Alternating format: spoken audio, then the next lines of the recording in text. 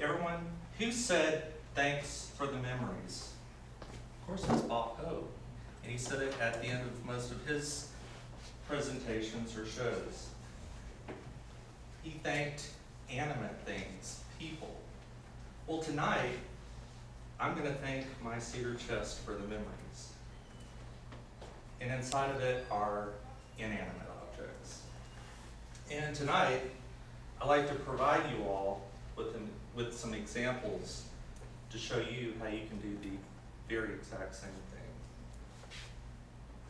I'm going to start off with 3 examples. Personal items,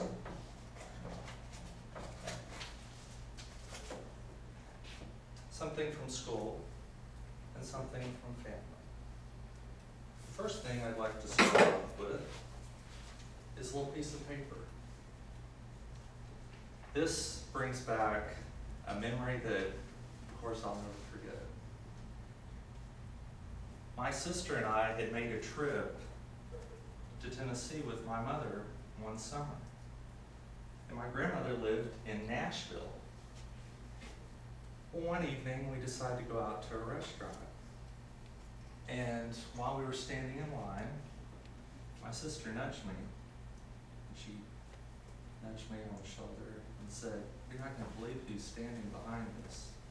Well, with it being my sister, when she talks sometimes, I treat her like the Charlie Brown teacher. Wah, wah, wah, wah, wah, wah. I didn't listen to her. But she nudged me again and said, "You're not going to believe who's standing behind us." So I got up the courage to turn around because I didn't want to look like somebody gawking at a famous person. So I turned around, and there's Grandpa Jones and George Lindsay Goober off of the Andy Griffith Show. And they were there taping Hee Haw, but they had stopped by for dinner. Well, I gathered the courage later to go up to Goober and ask him for an autograph. And I did it on the smallest piece of paper I could find because that's all that was in my mom's purse at the time.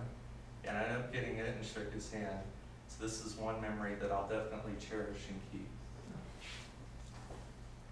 The next item is something from school. This is something that I will definitely cherish also for the rest of my life. I had to fight very hard to get this item. Whenever I was in high school, my senior year, I'd finished 5 years of Spanish. I'd taken 1 year in junior high. So my 4 years of high school added up to 5 years.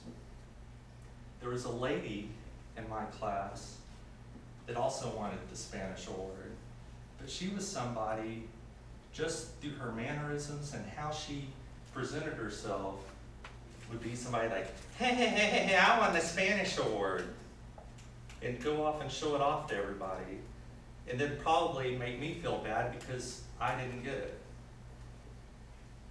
When the teacher had to decide who was going to get this award, she asked each one of us to write a paper.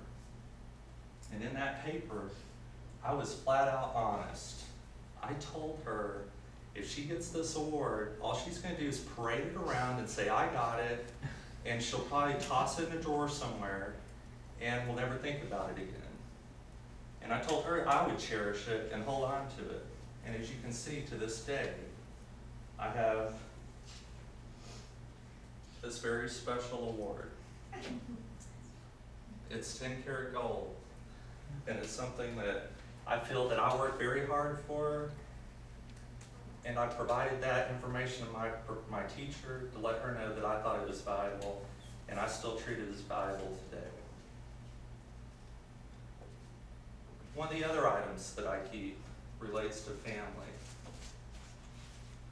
Just with like any memories, not all memories are good, and we have to remember not only the good memories, but also the ones that hurt. And what I do is, anytime that I go to one of my family members' funerals,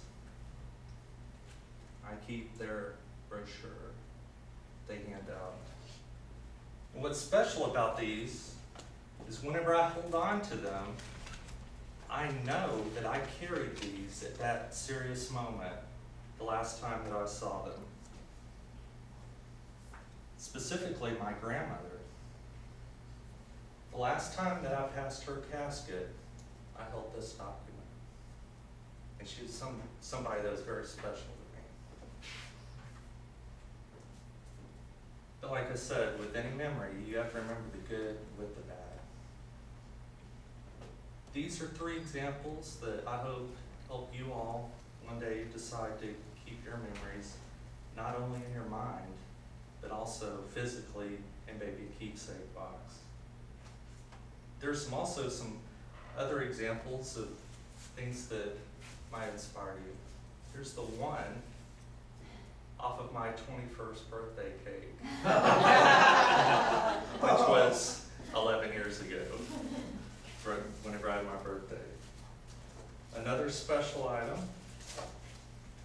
is the wallet that my grandfather carried around with him. And it's something that I definitely will cherish forever. One more item.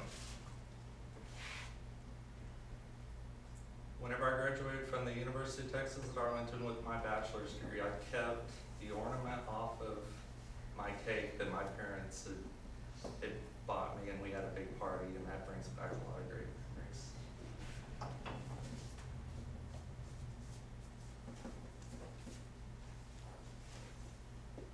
In the end, I hope this provided you all with some food for thought on keeping those memories that you don't want to lose. Minds only stay sharp for so long, so it'll help to have some additional days to help you keep those memories sharp.